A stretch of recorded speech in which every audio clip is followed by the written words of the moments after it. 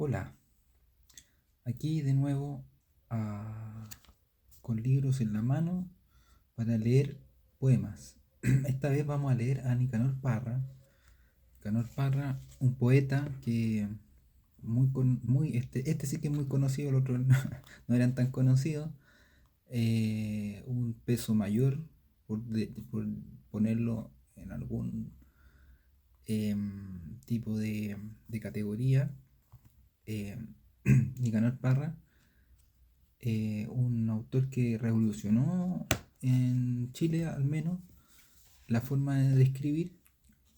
La novedad de Nicanor Parra fue que incorporó el registro de habla de las clases populares, de los discursos que cotidianamente se trafican en lo público, y lo incorporó a la poesía, cosa que como bien se sabe, la poesía ya había hecho en varias ocasiones a lo largo de la historia, pero Nicanor Parra lo eh, renovó este gesto en un contexto contemporáneo y después de mucho tiempo donde la poesía había estado, digamos, desarrollando una especie de lenguaje propio, de un discurso poético, donde la métrica había estado muy presente, y la metáfora había tomado también su rumbo, su vuelo. Fundamentalmente la poesía, que cuando hablamos de poesía en estos términos hablamos de poesía más bien occidental. Entonces Parra viene aquí a volver a renovar, a reincorporar, eh, digamos, el origen o la raíz de la poesía. Él se dio cuenta que en el habla cotidiana había mucho de poesía, no solamente en cómo se decían las cosas, sino también en el sentido lúdico, en que la poesía no es solamente detonar ciertas emociones o ciertos sentimientos que puedan provocar ternura o que puedan provocar una especie de, iba a decir obnubilación, pero obnubilación es un poco irónico, ya de por sí, que puedan provocar una especie de contemplación ante la realidad. También pasa que la poesía te puede detonar en cuanto a expresión en la habla popular, un sentido de lucha, un sentido de permanencia, de seguir aquí, de, de enfrentar la vida con todas sus, digamos, resquemores y tomársela un poco a veces también para la chacota, ese enfrentar la vida desde una situación, podríamos decir, más desventajada. Desde esa postura es muy liberador también. Entonces Parra, claro, hace esto en su poesía. Él se pone generalmente en una situación, en posiciones donde hay un sujeto que está degradado, hay un sujeto que está que vive en los márgenes o que no es bien valorado por la sociedad. Entonces ocupa el lugar de entre comillas, el bufón que podemos llegar a ser todos en una sociedad donde existe la desigualdad, donde existe la incomprensión, pero sobre todo existe el trato de humano. O sea, los personajes de Parra no son sujetos que están recluidos, enclaustrados, sino que son ciudadanos, son gente que conversa cotidianamente. Digo personajes, pero en realidad no es que estemos hablando de narrativa aquí. Me refiero a las voces poéticas que Nicanor Parra adopta, eh, las voces que hace proliferar dentro de su obra. Bueno, para poder continuar, voy a leer unos poemas de un libro, que en realidad son dos libros, tiene parte uno y parte 2. El primer libro es Sermones y Prédicas del Cristo de Elqui, Y el segundo libro es Nuevos Sermones y Prédicas del Cristo de Elqui. Esto lo sacó el año 79. Aquí está la primera edición, la editorial Ganímedes, o Ganimedes, ahí estoy medio perdido. En todo caso era ese ser que servía las copas de los dioses griegos en el Olimpo. Y claro, Parra en el año 79, ya después de ser un poeta ultra reconocido en cuanto a su impacto que provocó en la poesía nacional, sacó este libro. Estos como discursos, son como especie de discursos de un señor que era una especie de profeta que se hacía llamar el Cristo de Elqui y que tiene su reflejo en hechos que fueron reales. O sea, hubo un predicador, ¿no es cierto?, que existió eh, y que se llamó a sí mismo el Cristo de Elqui. Este caballero fue de comienzos del siglo XX y por aquí estoy buscando su nombre que no me lo sé de memoria, que él lo menciona. A ver si lo encuentro por aquí. El Domingo Zárate Vega. Sí, ahí estaba.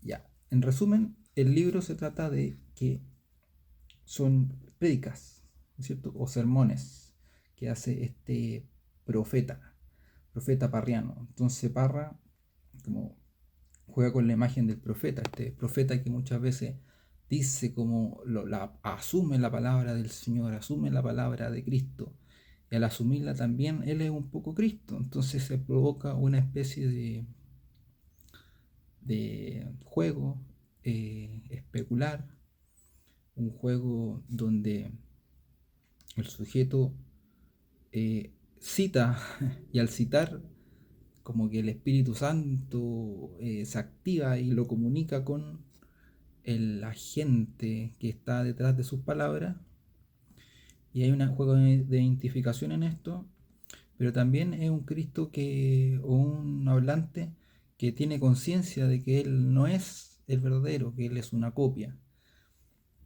Entonces da cuenta de eso en el libro, y también es controversial porque sus poemas, eh, como la misma Biblia, pues digamos que es hasta cierto punto controversial la figura de Cristo.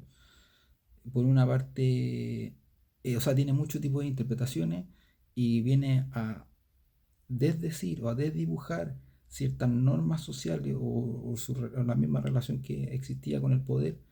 Viene a dar un discurso nuevo donde las cosas se plantean de otro modo, y eso claramente que obviamente que en todo lugar, en todo tiempo, va a ser algo que a la gente más conservadora la va a poner en peligro, ¿no? Sin embargo, como bien en la figura de Cristo, también puede ser asimilada por todos, porque al final esta figura arquetípica vive en todos nosotros también. Todos tenemos un poco de eso. Bueno, voy a empezar a leer. Voy a leer 3 poemas, como de costumbre. Y el primero es el poema. Son varios poemas que tiene, ¿eh? Que componen estos 2 libros. Eh, va del 1 al 63. Y yo voy a leer el número 41. Dice: todo puede probarse con la Biblia. Por ejemplo, que Dios no existe. Por ejemplo, que el diablo manda más.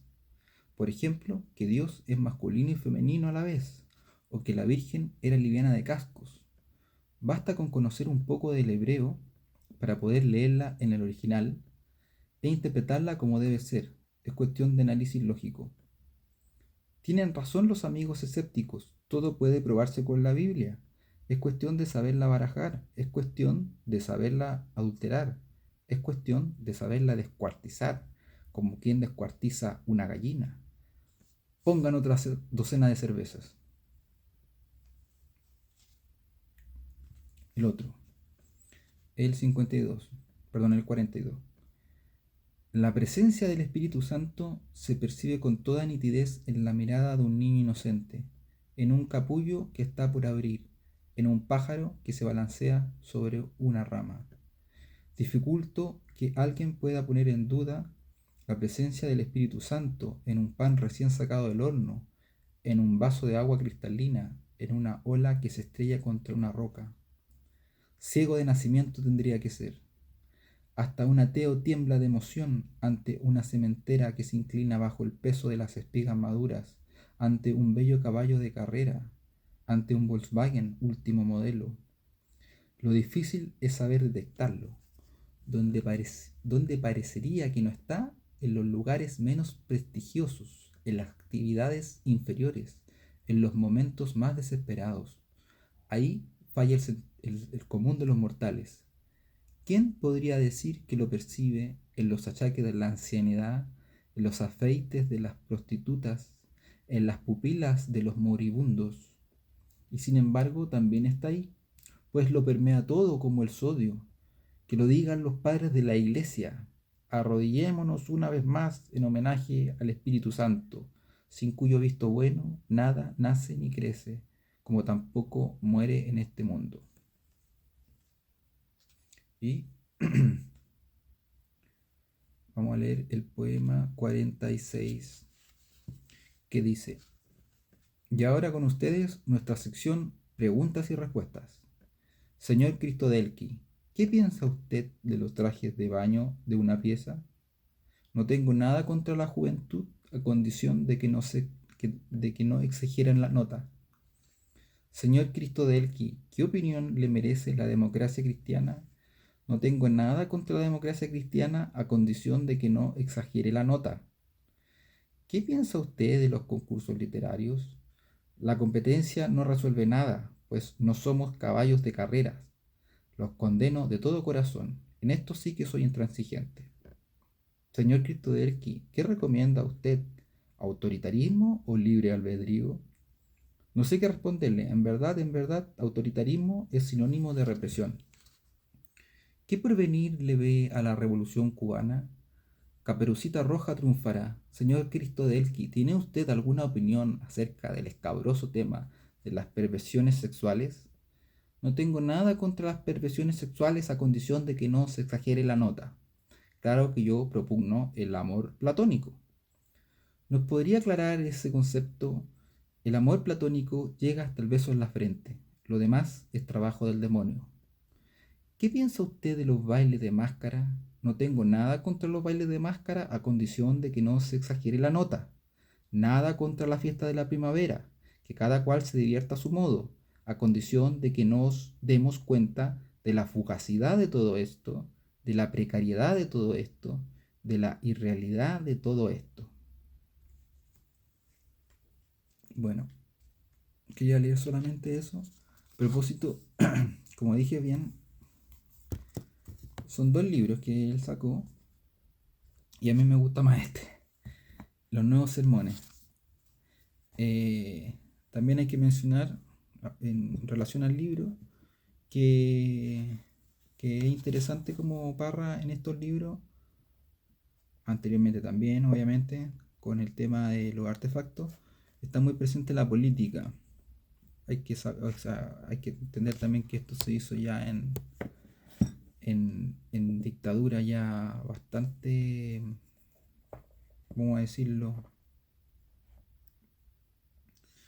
Ya estaba muy, no sé si cómodo, pero ya llevaban harto tiempo ahí, ya tenían agarrado bien el poder, habían sucedido muchos hechos atroces, entonces lo que no es menor, en relación a que Parra como era, bueno, no quiero entrar en el tema de la posición de Parra con respecto a la dictadura, pero fue alguien que no le hizo el quite al tema, desde una ironía, por cierto, que por ahí, digamos, permitió que lo respetaran muchas personas y también muchas personas lo odiaran desde los dos lados.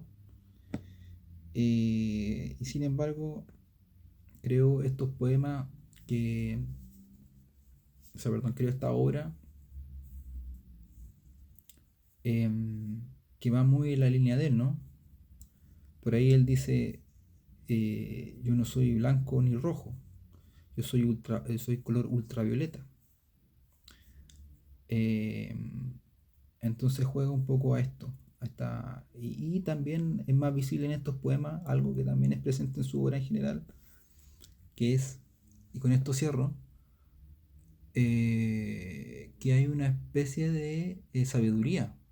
Parra igual tiene esta cosa como media zen, o bueno, creo que hay más referencias que él se identificaba con el taoísmo, pero él estaba ahí presente, veía lo que pasaba en Oriente en relación a los textos más de sabiduría espiritual. Por ahí le llamaba la atención lo hindú también.